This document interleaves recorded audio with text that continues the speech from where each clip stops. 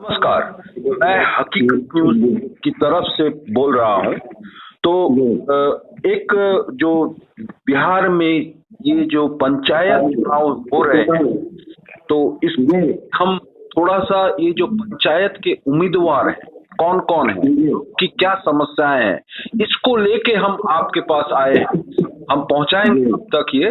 तो ये शुरू करने से पहले मैं कहना चाहूंगा, शहर में छाले पड़ जाते हैं और जिंदगी के पांव में सुकून का जीवन बिताना है तो आ जाओ गांव में। वाकई में सुकून है, ये जानने के लिए ये जो पंचायत के उम्मीदवार हैं उनसे हम बात करेंगे। हम आज पहुंचे हुए हैं, आपके हम परिचय कराते हैं। हमारे साथ हैं इकबाल हुसैन साहब। इकबाल साहब नमस्कार। हेलो, आप मेरी आवाज सुन पा रहे हैं? जी। अच्छा, तो ये बताइए आप कौन से गांव से हैं और कौन से ग्राम पंचायत के मुखिया के चुनाव में उतरे हैं? जी, मैं ग्राम पंचायत मसरूद गांव से आते हैं और पंचायत हुआ मेरा परसौनी देवाजी। हाँ। जी, परसौनी देवाजी मेहसी प्रखंड से आता है। हाँ। और जिला पूर्वी चंपारण। अच्छा, चंपारण। आप ये कितने गांव हैं आपके ये पंचायत के अधीन में? 9 गाँव। तो ये पंचायत में 13 वो है। हाँ, और कितने हैं कुल वोटर कितने हैं? हमारे पंचायत का कुल वोटर 9,518 है। अच्छा, तो ये पहली बार आप इलेक्शन में उतर रहे हैं या इससे पहले भी उतर चुके? नहीं सर, मैं तीसरी बार हूँ और बहुत ही कम अंतराल से हारते आ रहा हूँ। हराने के पीछे आपका प्रशासन। मैं आ रहा हूँ आपके पास जो सवाल करने जा रहा हूँ। पहला चीज है, ये जो आपके 70 साल हो गए हैं आपके स्वतंत्रता के, तो आपके गांव के जो हालात हैं, आपके जो गांव के हालात है पंचायत के, तो इस पे मैं बात करना चाहूंगा। आपके जो गांव है आसपास के इलाके में, वहां पे बिजली, पानी और शिक्षा, इसको लेके क्या क्या सुविधाएं मुहैया है? आपके कितने स्कूल है उतने गाँव में? स्कूल तो 5 हैं, लेकिन अभी स्कूल की भी स्थिति नहीं है। ये सरकारी हाई स्कूल है या प्राथमिक विद्यालय है? हाँ ना, प्राथमिक से लेकर के एक नया हाई स्कूल बना हुआ है, वो भी लूट खसोट का मैंने अड्डा बनकर रह गया है। उसकी राशि निर्गत की गई, उसका चौथाई हिस्सा भी खर्च नहीं हो पाया है। अच्छा। दूसरी बात है कि हमारे पंचायत में जब से पंचायत चुनाव हो रही है, तब से आज तक हमारे गांव का एक ही परिवार का मुखिया बनते आ रहा है। दूसरे वाला इसका कारण क्या है? कारण यही है कि वो दबंग है और उनका संबंध नक्सल लोगों से है और ये डरा धमका करके लोग दहशत कायम किए हुए अभी तक। आज की बर्दाश्त है कि हम मौजूदा गांव में थे और लगभग 40 आदमी हमको मोटरसाइकिल से घेरे हुए था। इसकी सच्चाई जानने के लिए प्रशासन को भी भेजा जा सकता है कि वहां से गांव वाले इकट्ठा हो करके हमको वहां से बाहर निकाल कर यहाँ आपके इंटरव्यू तक पहुंचाया है। इसकी सच्चाई पुलिस को भेज कर भी पता लगाया जा सकता है। और 3 बार, एक बार तो जानलेवा हमला हुआ। हमारी इतनी दर्दनाक पिटाई हुई है कि 4 दिन तक हमारा इलाज हुआ है और हमारी स्थिति तो ऊपर वाले ही जानते हैं। और प्रशासन अभी तक इस पर कोई सुनवाई नहीं ले रही है। प्रशासन को क्या करता है, शुरू से ही पैसा दे करके मैनेज करता है थाना को, और थाना से आज फोन किए हैं तो कह रहा है कि ओपी वाला कि हमारे पास अभी बल नहीं है, हम क्या कर सकते हैं। तो हमारा जान मारने का, हत्या करने का प्लानिंग मुखिया मदन प्रसाद के पूरे परिवार वाले और उसके सहयोगी लोग हम पर भिड़े हुए हैं। कोई ठीक नहीं, हमारी तो हत्या हो जाएगी। नहीं, आप बात कर रहे हैं, इल्जाम लगा रहे हैं, ये क्या इसके बेबुनियादी इल्जाम तो नहीं है? कहीं आप क्या ये नहीं, ये बुनियादी इल्जाम नहीं है। आपको नाम बोल रहे हैं तो कैसे आप कह सकते हैं? क्योंकि क्या आपके पास कोई प्रमाण है कि उन्होंने ही करवाया है? ये तो झूठ भी है। आप अपने ऑपोजिशन में बैठे हुए कैंडिडेट को बदनाम करने की कोशिश कर रहे हैं, ये भी तो हो सकता है। ये नहीं, इसकी जांच आप करवा सकते हैं प्रशासन से। गांव में हमारे पंचायत में घुमा कर पूछा जा सकता है कि हमारे पब्लिक इतनी दहशत में है कि वो वोट गिराने की स्थिति में नहीं है सर। और आपका इसका विजिलेंस से आप पता लगवाइए, जांच करवाइए कि सही से यहाँ चुनाव होना तो असंभव है अभी।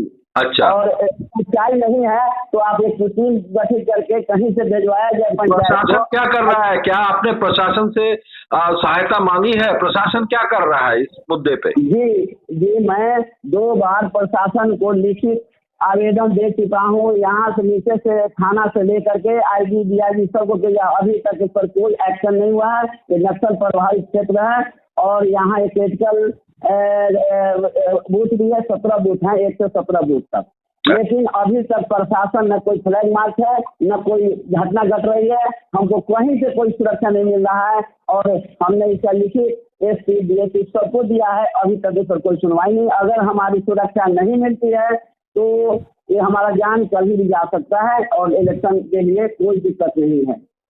अच्छा। और इसकी जांच अविलंब आप किसी भी प्रशासन से जैसे आवेदन का एक छाया प्रति मैं आपको दिखा रहा हूँ और ये सभी जगह गया हुआ है। एसपी से भी पूछा जा सकता है और डीएसपी से भी पूछा जा सकता है, अनुमंडल में पूछा जा सकता है। बदनाम करने के लिए तो नहीं कर रहे हैं इस तरह ऐसे अगर बदनाम करने की बात है तो कहीं से आप प्रूव कर लीजिए, इसका पूछताछ प्रशासन करे। अगर बदनाम की बात होगी तो इस पर जो दंड की प्रक्रिया होगी मैं भोगने के लिए तैयार हूँ। अच्छा, चलिए, आपके जो उम्मीदवार हैं वो है रोशन आरा जो खड़ी हो रही हैं इस जी जी जी।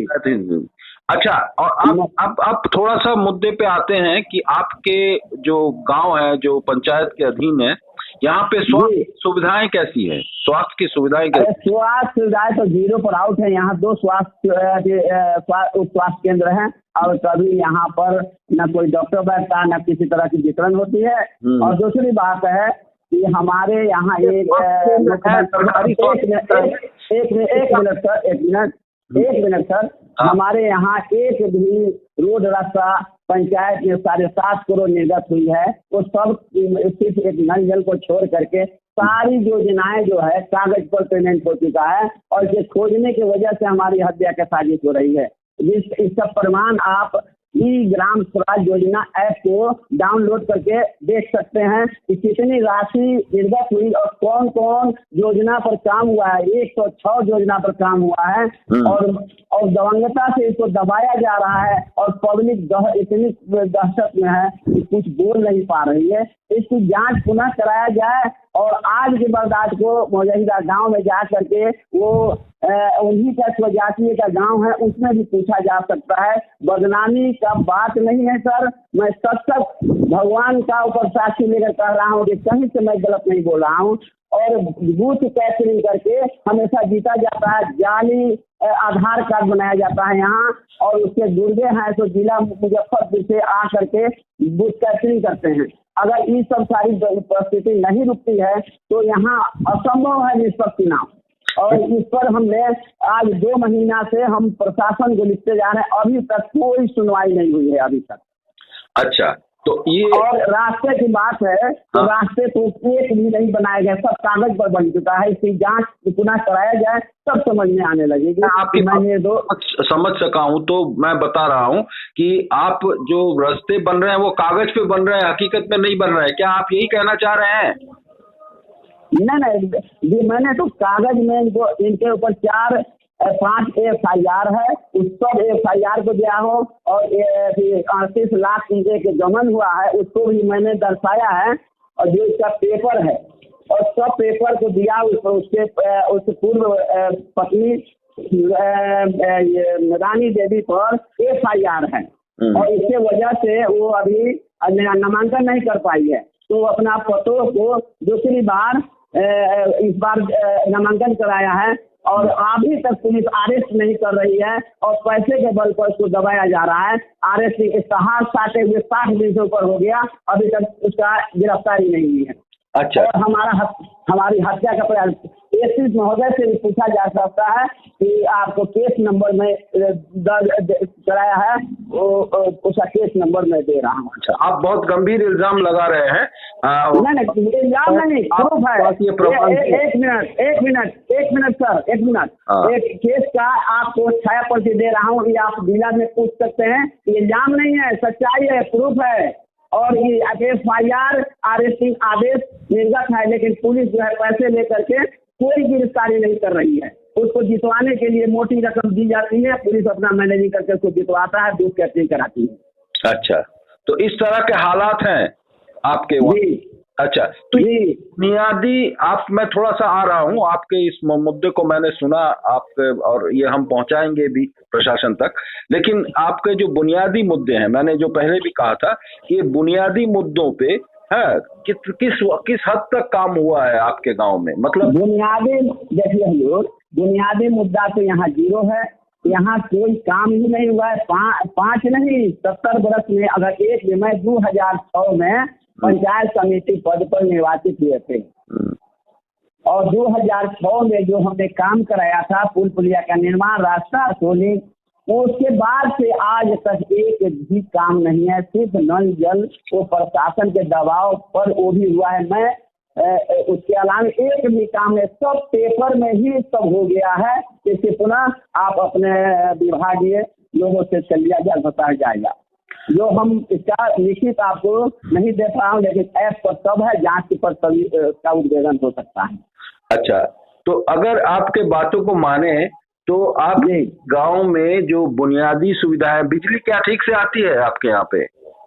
बिजली इधर की बिजली की स्थिति पहले तो बहुत बढ़िया था, लेकिन इधर कट जा रही है, कुछ डिस्टर्ब है, लेकिन बिजली की बुनियादी सुविधा लगभग ठीक है। अच्छा, खेती बाड़ी की सुविधाएं कैसी है आपके गांव में?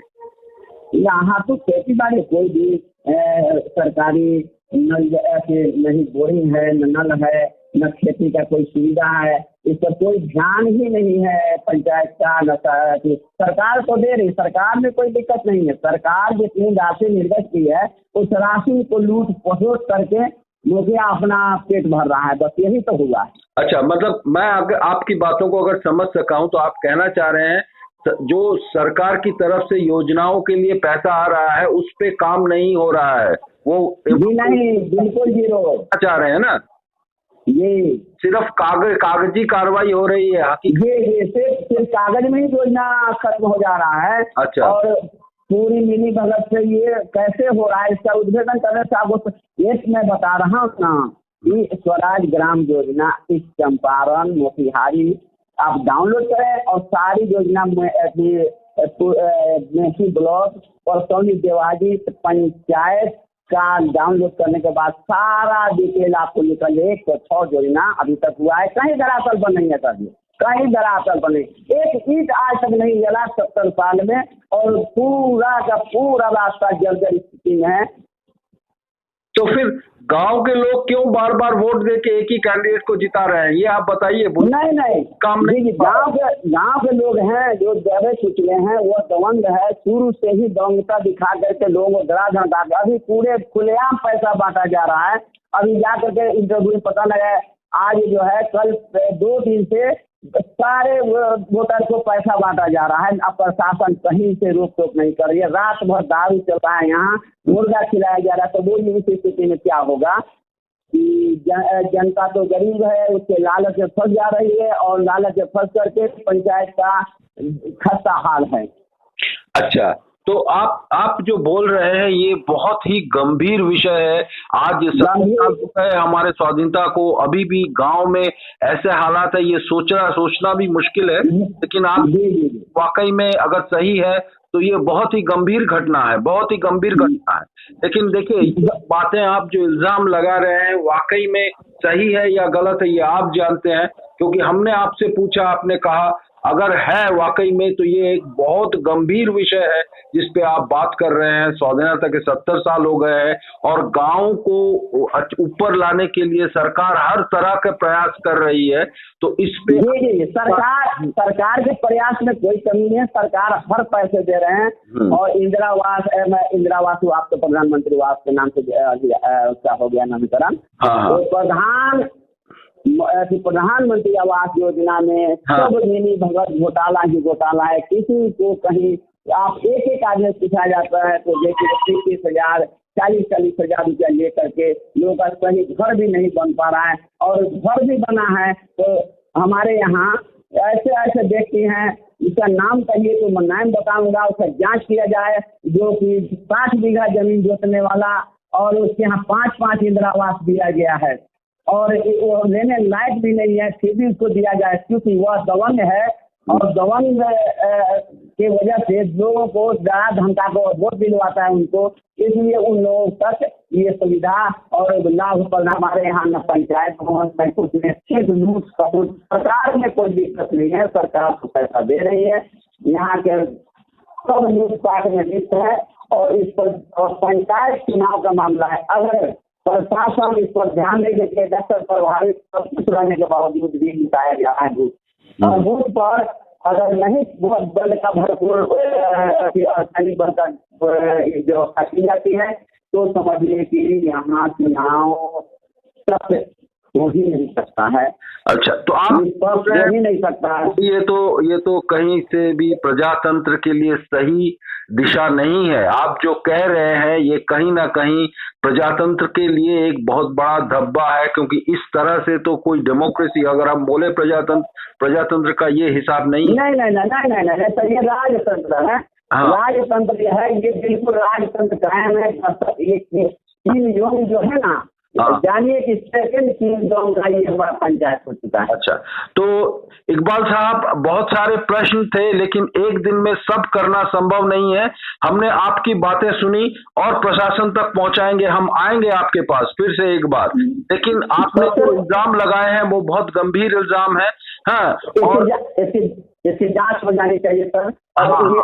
इमीडिएटली अगर हमारी सुरक्षा उपलब्ध नहीं कराई जाती है और वहाँ बल का वहाँ व्यवस्था नहीं कराया जाता है तो हम तो अपने खतरे से खाली नहीं है और चुनाव तो असंभव है इस वक्त। तो हम बात कर रहे थे, बहुत बहुत धन्यवाद, आपने अपना नजरिया दिया, अपनी बातें रखी, क्योंकि बिहार के ये ग्राम पंचायत चुनाव बहुत अहम भूमिका निभाते हैं, क्योंकि अगर सुविधाएं गांव के लोगों तक नहीं पहुंचती हैं तो फिर कोई फायदा नहीं है। इसी को लेके हमने आपसे बात किया। बहुत बहुत धन्यवाद। मेरे साथ थे इकबाल हुसैन साहब, जिनकी पत्नी रोशन आरा अभी इस पंचायत परसौनी देवाजी ग्राम पंचायत इलेक्शन से खड़ी हैं। उन्होंने क्या कहा सुना आपने। मैं हकीकत न्यूज की तरफ से उनसे बात कर रहा था। धन्यवाद।